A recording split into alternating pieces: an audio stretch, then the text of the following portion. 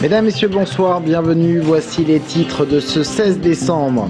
La tempête Joachim moins forte que prévu dans la région. On a recensé des rafales à un peu plus de 100 km/h, des pluies assez importantes, mais la vigilance orange de Météo France a été levée à 10h ce matin. Les conséquences de la tempête ont été limitées, donc c'est le trafic SNCF qui a le plus souffert. Il a été très perturbé ce matin en raison de la présence d'arbres sur les voies ou même de problèmes électriques. Côté pompiers, plusieurs centaines d'interventions ont été recensées sur les deux départements, Indre-et-Loire et Loir-et-Cher, mais pas de grosses catastrophes. Des interventions souvent courantes malgré quelques phénomènes localisés. À Chambray-les-Tours, c'est une terrasse de 200 mètres carrés qui s'est envolée. Et puis, dans ce journal, on s'intéressera également au projet du département d'Indre-et-Loire et de la région Centre. Les deux instances ont voté leur budget pour l'année 2012, budget marqué par la mauvaise situation économique. Mais avant donc, la tempête Joachim. Elle était présentée comme une petite tempête. Elle aura été assez minime dans notre région. Les rafales ont difficilement dépassé les 100 km/h. Vous le voyez sur cette image satellite. À 10h, le gros de la perturbation était déjà passé. Météo France avait donc levé son alerte. L'Indre-et-Loire et le Loir-et-Cher, je vous le rappelle, avaient été placés en vigilance orange. Il a bien plu également durant la nuit. 30 mm d'eau en moyenne sont tombés en quelques heures, soit un demi-mois normal de précipitations. Là aussi, c'est moins que dans certains départements situés plus au sud ou sur la façade océanique. Voilà donc pour le constat général. Les précisions tout de suite avec Météo France. Propos recueillis par Sabrina Melout. On a eu des vents en fin de nuit de l'ordre de 104 km/h sur Tours, 101 km/h à Chauny, 104 km/h à Rignac. C'était surtout sur la façade est du département. Le vent le plus faible a été observé à Ferrières-Larchon avec 90 km/h. Alors, dans quelques instants, nous allons voir concrètement quelle a été la situation sur le terrain, car si la tempête a été minime, les pompiers ont été largement réquisitionnés. On a recensé plusieurs centaines d'interventions sur les départements d'Indre-et-Loire et du Loir-et-Cher. Mais avant, nous allons nous intéresser à la situation vécue dans les transports, car le trafic SNCF a été largement perturbé ce matin. Incidents électriques, arbres sur les voies, certaines lignes ont même été fermées pendant quelques heures, notamment en direction de Nantes ou de Chinon. Une quinzaine de trains ont été supprimés entre Tours et Paris. L'ambiance ce matin en gare de Tours avec Gaël Poulain. Jusqu'à 3 heures de retard annoncé sur certains TER au départ de Tours, conséquence directe de la tempête Joachim. Et à 8 heures du matin, les nouvelles en provenance des régions voisines ne sont pas franchement encourageantes pour la circulation des trains en région Centre. La région Pays de la Loire est globalement bloquée en termes de trafic ferroviaire et donc pour nous tout le trafic en correspondance. Également au-delà de Bourges, pour l'instant les trains qui vont vers Saint-Germain-des-Fossés et de manière générale vers Lyon pour l'instant sont bloqués. Entre Tours et Blois, quelques arbres obstruent la voie et le gros hic de cette matinée. Un problème électrique est survenu vers 6 heures dans le secteur d'Orléans-les-Aubrais suite à de fortes précipitations. Apparemment un petit problème technique, on reviendra peut-être tout à l'heure sur ce sujet. Alors les conséquences de la tempête dans vos territoires maintenant. Les pompiers sont intervenus plusieurs centaines de fois. En Loir-et-Cher, 188 sorties liées au phénomène, soit un dixième des interventions lors de la tempête Xynthia en 2010. En Indre-et-Loire, ce sont 260 interventions qui trouvent leur origine dans le phénomène Joachim. Les coups de vent ont causé chute d'arbres et destruction de lignes électriques, je vous le disais. Conséquence, plusieurs milliers de foyers privés d'électricité sur les deux départements. Il y a eu également beaucoup de pluie menaçant la solidité des coteaux par endroits. Et cet après-midi à Chambray-les-Tours, c'est une toiture de 200 mètres carrés qui a été emportée. Sabrina Meloult, Gaël Poulain. Il aura soufflé jusqu'à 104 km/h. Ici à Chambray-les-Tours, le vent a arraché 200 mètres carrés de toiture de cet immeuble de 11 étages, tout près de l'hôpital Trousseau. Conséquence des risques d'infiltration, au total 16 personnes ont été relogées. 7h30 ce matin, j'ai trouvé des morceaux de laine de roche devant la résidence. J'ai donc été voir sur la terrasse et je me suis aperçu que la moitié de la terrasse s'était envolée dans la nuit. J'ai donc appelé les pompiers qui sont venus, ils étaient environ 12. Et les pompiers n'étaient pas les seuls à s'être mobilisés. Si le réseau RDF s'est plutôt bien comporté dans l'ensemble, dans le Loir-et-Cher, ce sont 6500 foyers qui ont été coupés d'électricité, à Célette notamment. En Indre-et-Loire, il y en a eu 3400, principalement dans le sud du département, à Ligueuil, le Grand-Pressigny et à Bossé-sur-Claise. En région centre, ce sont 500 agents qui se sont mobilisés pour réparer les dégâts, comme ici à Toxigny. Faire d'abord d'ailleurs les manœuvres des appareils télécommandés qui nous permettent de réalimenter les premiers clients, ensuite localiser les défauts et puis ensuite réparer, comme c'est le cas sur le chantier sur lequel nous sommes. Des rafales de vent, mais aussi de la pluie. Entre hier après-midi et ce matin, il est tombé 38 mm d'eau, soit la moitié de ce qui tombe habituellement dans le mois.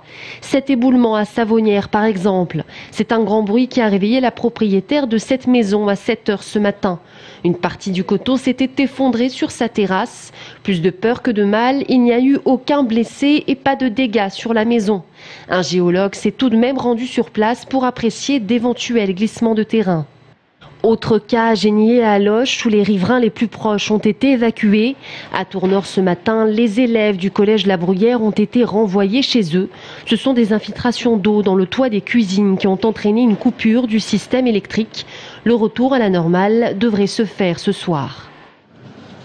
Et enfin, pour clore cette page consacrée au phénomène climatique de cette matinée, une alerte à la crue sur la Vienne, sur le Loir et sur la Sauldre. Ces trois rivières sont placées en vigilance jaune, c'est-à-dire que le niveau de l'eau va s'élever assez rapidement. Elles ne devraient, ces rivières, cependant pas déborder, mais la vigilance reste de mise.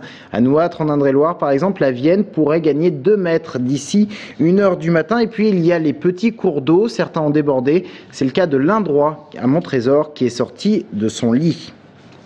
Dans le reste de l'actualité, les finances locales et les projets à la région centre, au département d'Indre-et-Loire. D'abord, la région et les élus qui étaient réunis aujourd'hui après avoir voté hier le budget 2012. Le budget qui, je vous le rappelle, est d'1 milliard d'euros.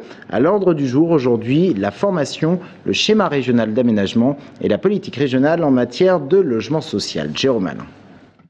Depuis 1984, la région a en charge les lycées. Ce vendredi, les élus ont débattu sur l'élaboration de la carte des formations ou comment mettre en adéquation offre de formation et besoins économiques des territoires, ayant aussi pour objectif de proposer un accompagnement sur mesure vers l'apprentissage. Nous avons créé le contrat régional emploi-qualification qui met le projet du jeune en mouvement avec un accompagnement continu de ce jeune tout au long de son parcours de formation, tout au long de son parcours et jusqu'à l'emploi. Ça nous paraît très important.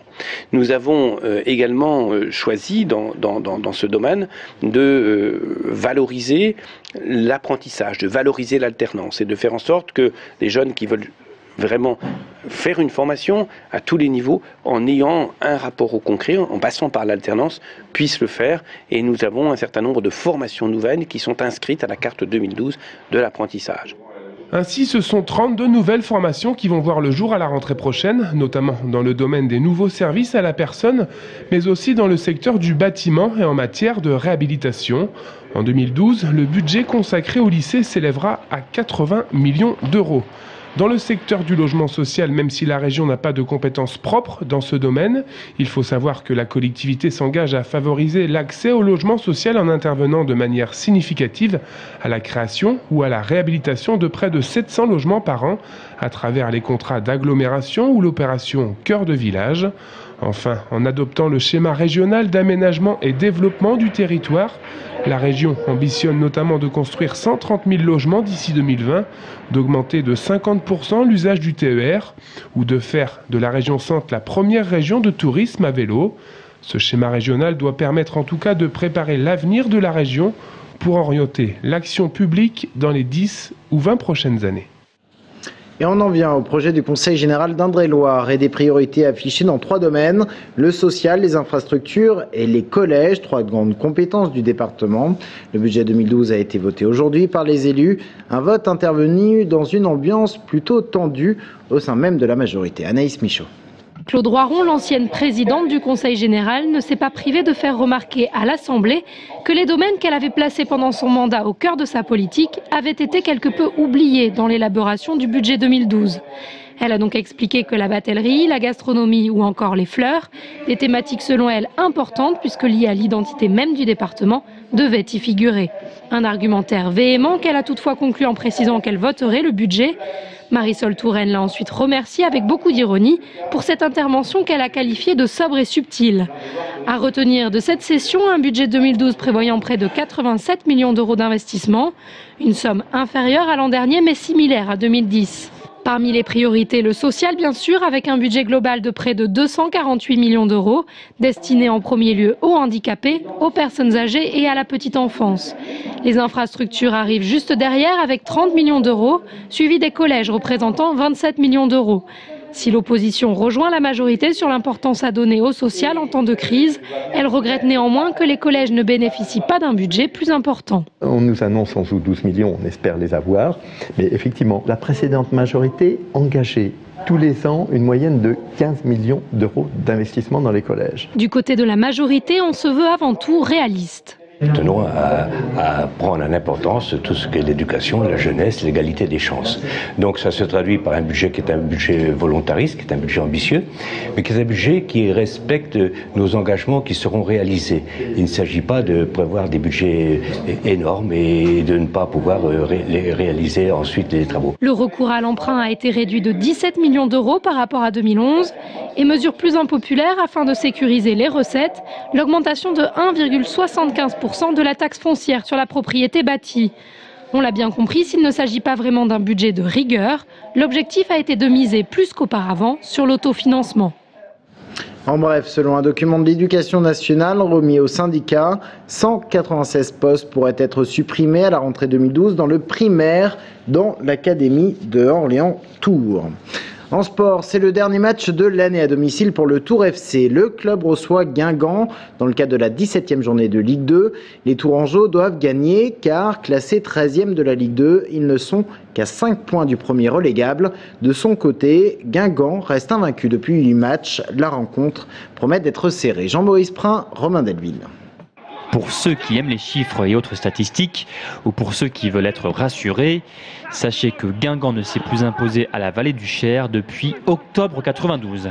Certes, beaucoup d'herbe a été coupée depuis, et cette saison, les Bretons sont dans une dynamique de victoire. Ils restent d'ailleurs invaincus en championnat depuis fin septembre et occupent même la 3e place du classement. Malgré tout, au TFC, on est confiant. On est beaucoup mieux sur ces derniers matchs, on arrive à se créer quand même plus d'occasions et de situations, contrairement à une certaine période. Donc je pense que c'est en bonne voie et on a des attaquants en forme aussi qui reviennent et moi je suis confiant.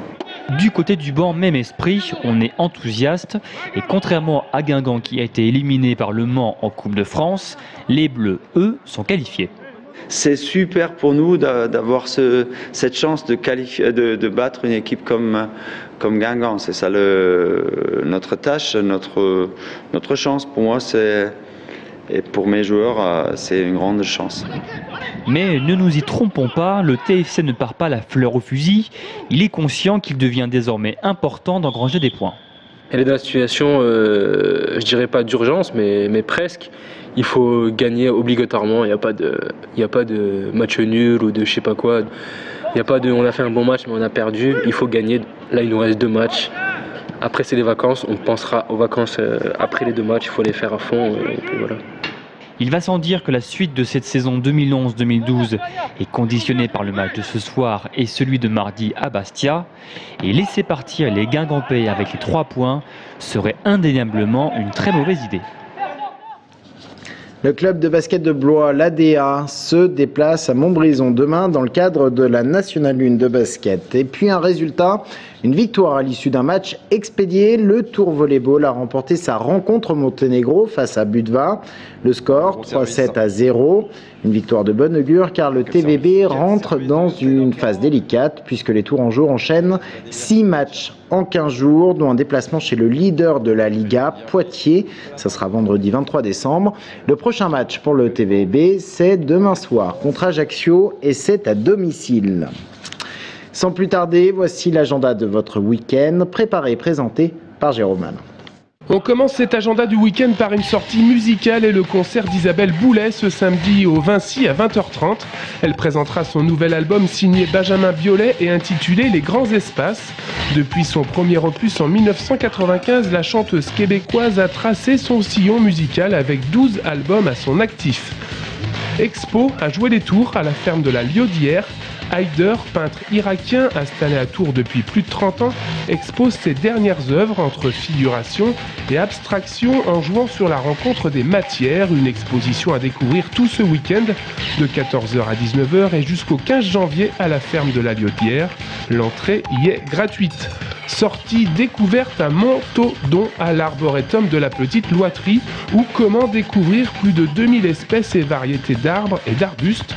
La visite commentée dure 3 heures sur 12 hectares de plantation pour redécouvrir le charme des arbres en hiver.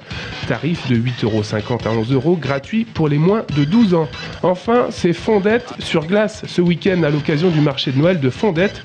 Et je peux vous assurer que si j'avais encore l'âge de monter sur ces motos des neiges pour enfants, j'y courrais.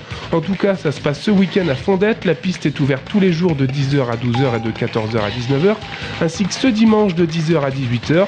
C'est 1 € les 10 tours, une belle occasion en tout cas de faire plaisir à vos bambins. Et puis sur le marché dimanche, il y a aussi plein d'autres animations. Bon week-end à tous. Et c'est ainsi que se referme cette édition. Tout de suite, on se retrouve avec Hervé Novelli, il est notre invité. A tout de suite.